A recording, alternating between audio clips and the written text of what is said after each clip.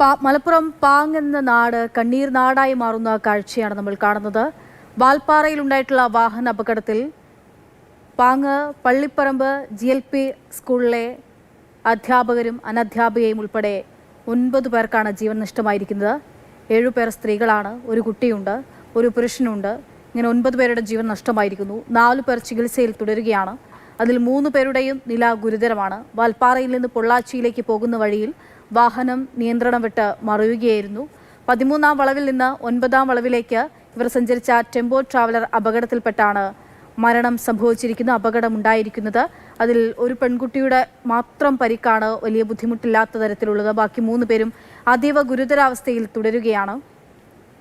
പൊള്ളാച്ചിയിൽ നിന്നും അവിടെ പോസ്റ്റ്മോർട്ടം നടപടികൾ ഉൾപ്പെടെ ആരംഭിച്ചിരിക്കുന്നു. പോസ്റ്റ്മോർട്ടം തീർത്ത് പുലർച്ചയോടുകൂടി തന്നെ നാട്ടിലേക്ക് മൃതദേഹങ്ങൾ എത്തിക്കാനുള്ള ശ്രമം നടത്തുകയാണ്. 3 പേർ കോയമ്പത്തൂർ ആശുപത്രിയിലാണ് ചികിത്സയിലുള്ളത്. ഒരാൾ പൊള്ളാച്ചി ആശുപത്രിയിൽ, പെൺകുട്ടി പൊള്ളാച്ചി ആശുപത്രിയിൽ. അവർക്ക് മറ്റു ബുദ്ധിമുട്ടുകളില്ല, തുടരുകയും ചെയ്യുന്നുണ്ട്. മന്ത്രി K കൃഷ്ണൻകുട്ടി ഇതിനകം തന്നെ പൊള്ളാച്ചി ആശുപത്രിയിലേക്ക് എത്തിയിരിക്കുന്നു. പ്രധാനമന്ത്രി നരേന്ദ്രമോദിയും മുഖ്യമന്ത്രി പിണറായി വിജയനും അനുശോചനം രേഖപ്പെടുത്തിയിരിക്കുന്നു. സർക്കാർ എല്ലാ കാര്യങ്ങളും നിയന്ത്രിക്കുന്നുണ്ട്, സഹായങ്ങൾ ഉൾപ്പെടെ ഉറപ്പാക്കുന്നുണ്ടെന്ന് മുഖ്യമന്ത്രി അദ്ദേഹം വാർത്താക്കുറിപ്പിലൂടെ അറിയിച്ചിട്ടുണ്ട്. വിദ്യാഭ്യാസ മന്ത്രി V ശിവൻകുട്ടി ഉടൻ തന്നെ കോയമ്പത്തൂരിലേക്ക് പുറപ്പെടുമെന്നുള്ള കാര്യം അദ്ദേഹം വ്യക്തമാക്കി കഴിഞ്ഞിരിക്കുന്നു. കോയമ്പത്തൂർ ജില്ലാ കളക്ടർ ഉൾപ്പെടെ അവിടെയുള്ള ഉന്നത ഉദ്യോഗസ്ഥരൊക്കെയും സ്ഥലത്തേക്ക് എത്തിയിട്ടുണ്ട്. പൊള്ളാച്ചി ആശുപത്രിയിലേക്ക് എത്തിയിട്ടുണ്ട്. ഔദ്യോഗികമായിട്ടുള്ള വിവരങ്ങൾ പങ്കുവച്ചത് അവരാണ്. ഒരു നാടിവിടെ വേദന താങ്ങാനാകാതെ എന്താണ് ഇനിയും എന്നുള്ളതിനെപ്പറ്റി, എന്താണ് സംഭവിച്ചതെന്നതിനെ പറ്റിയുള്ള വ്യക്തത ഉണ്ടാകാതെ വേദനിക്കുന്ന, തേങ്ങുന്ന കാഴ്ച കൂടി നമ്മൾ കാണുകയാണ്. ഇപ്പോൾ മലപ്പുറം പാങ്ങിലെ പള്ളിപ്പറമ്പ് GLP സ്കൂളിന് സമീപത്ത് നിന്ന് രാഹുൽ KVയും KB ശ്രീധരനുമാണ് വിവരങ്ങൾ നൽകിക്കൊണ്ടിരിക്കുന്നത്. രാഹുലിലേക്ക് ആണ് ആദ്യം. രാഹുൽ, അവിടെയുള്ള ആളുകളൊക്കെ വലിയ വേദന പങ്കുവെച്ചുകൊണ്ടേയിരിക്കുകയാണ്. പൊതുദർശനം ഹൈസ്കൂളിലായിരിക്കും എന്നുള്ള കാര്യം പറയുന്നു. ഇവരുടെയൊക്കെ വീട്ടുകാരൊക്കെ, എനിക്ക് അതാണ് കുറച്ചുകൂടി, അതായത് സമീപത്ത് തന്നെയുള്ള ആളുകളാണ്, അവരെ കാര്യം അറിയിച്ചിട്ടുണ്ടോ? അങ്ങനെയുള്ള വിവരങ്ങൾ.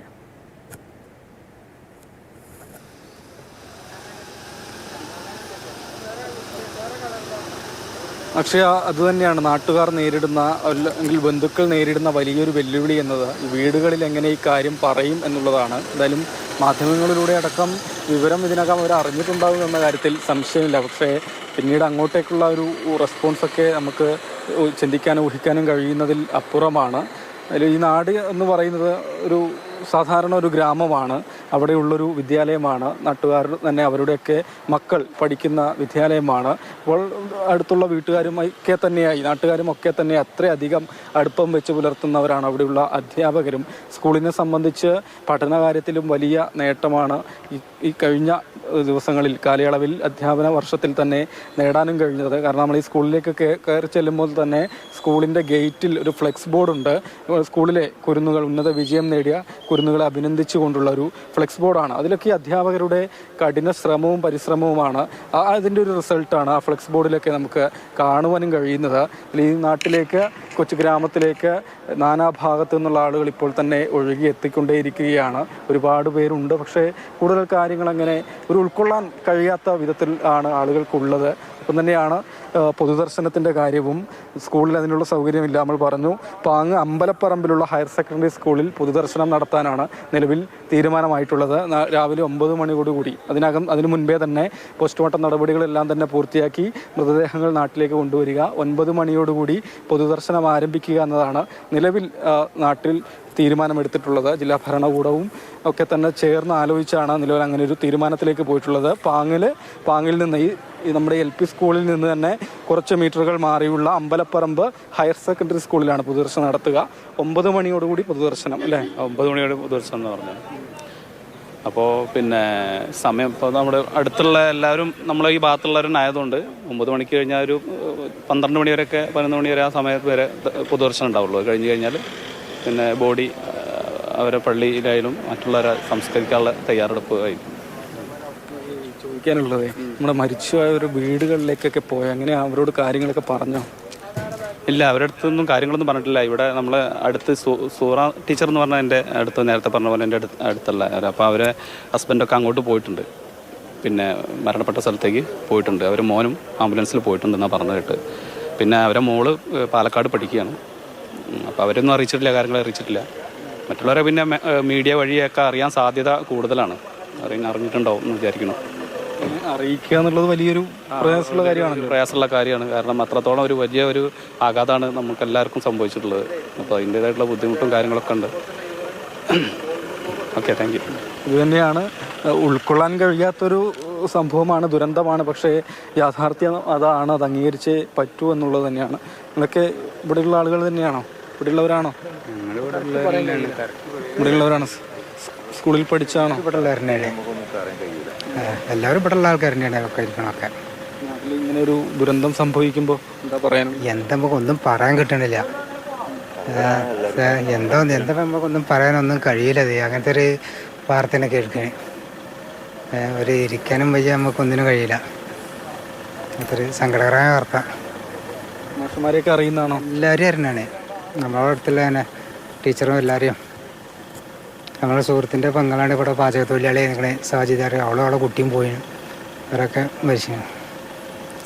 നമുക്കൊന്നും പറയാൻ കഴിയില്ല, അങ്ങനത്തെ ഒരു അവസ്ഥയിലാണ്. അവരുടെ വീടിൻ്റെ അടുത്തോട്ടൊക്കെ നിങ്ങൾ പോയിരുന്നോ? വീടിൻ്റെ അടുത്തൊക്കെ പോയി. അന്ന് വീട്ടിൽ നിന്നൊക്കെ നമുക്ക് കാണാൻ കഴിയില്ല, അങ്ങനത്തെ സ്ഥിതിയാണ്. എല്ലാവരും അറിഞ്ഞിട്ടുണ്ട്. അറിഞ്ഞിപ്പോൾ എന്നാൽ സോഷ്യൽ മീഡിയ കണ്ടുമ്പോൾ എല്ലാവരും അറിയാതിരിക്കില്ല എന്തായാലും. പഠിച്ച സ്കൂളാണോ? അല്ല, നമ്മളിവിടെ അല്ല, പുറത്തുള്ള. കൂടുതലെന്ന് പറയാൻ സങ്കടത്തിലാണ് സംബോധന. നാളെ ഒക്കെ പ്രതീക്ഷിക്കണമൊക്കെ കാര്യങ്ങളൊക്കെ. 9 പേരിൽ ഒരുമിച്ച് മരിച്ചു. അതെ, 9 പേര് ഒക്കെ ഇവിടെ അടുത്തുള്ള തന്നെ ഒക്കെ എല്ലാവരും. നമ്മളെ നാട്ടുകാർ തന്നെ അല്ല. ഇവിടെ 2 ആളുണ്ട്, പുറത്ത് 2 ആളുണ്ട്, എൻ്റെ നാട്ടിൽ 2 ആളുണ്ട്. ടീച്ചർ ഇവിടെ 1 കിലോമീറ്റർ അപ്പുറം വില്ലുംപടി കയറി, അവിടെ 2 ആളുണ്ട്. ആരൊക്കെയാ? ടീച്ചേഴ്സ് തന്നെ 2. അടുത്തുള്ള അയൽവാസികളാ മൊത്തം. തൊട്ടടുത്ത? തൊട്ടടുത്ത്. പേര് കറക്റ്റായിട്ട് അറിയില്ല. നമ്മൾ കുറച്ച് ദൂരമായിട്ടാണ് വീട് വരുന്നത്.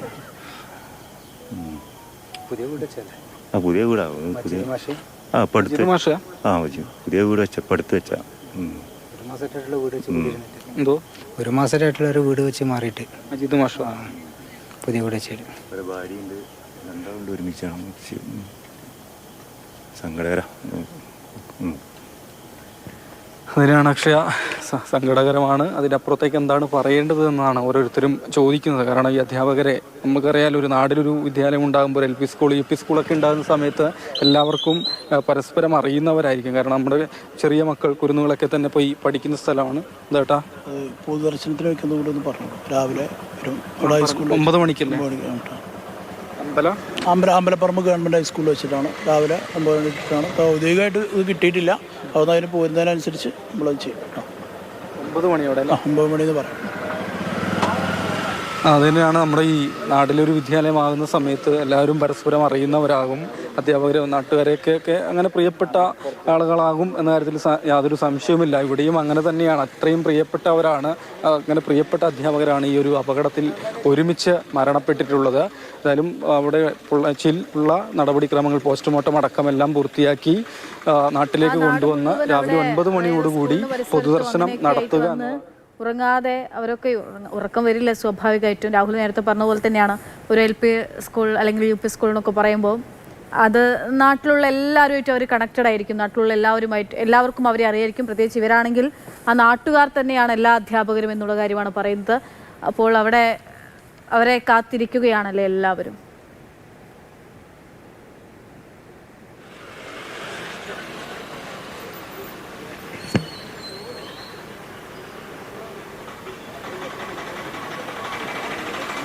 രാഹുൽ,